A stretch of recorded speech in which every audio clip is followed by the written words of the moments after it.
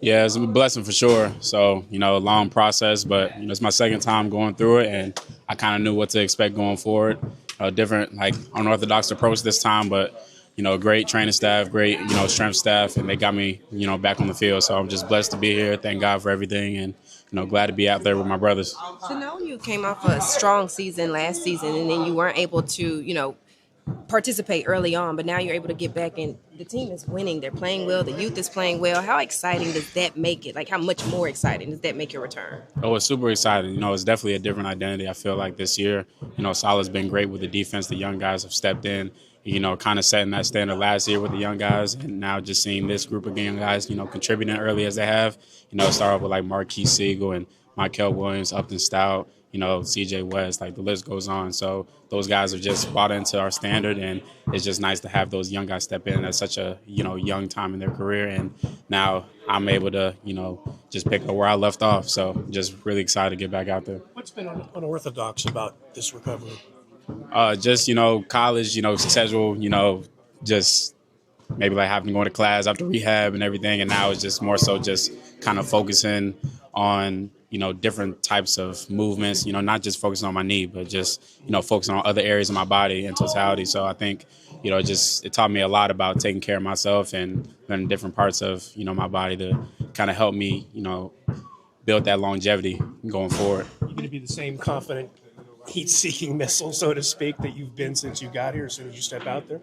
I mean, I didn't get surgery on my brain, so, it's the same thing. So I'm just trying to pick up where I left off and, keep the main thing. Not to be too invasive, but you spoke and gave credit to your upbringing with your parents for your mentality and your mindset each time you step out there. Just wondering if either one of them gave you some type of nuggets going through this kind of time to recover from an ACL surgery before you step back out there. I mean, I feel like my mom and my dad, just kind of made sure to always keep God first. That was my main thing.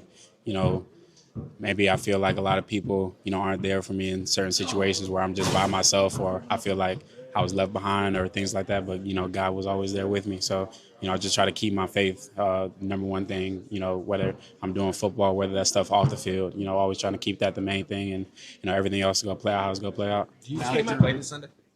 Of course, yeah. You ready? Yeah.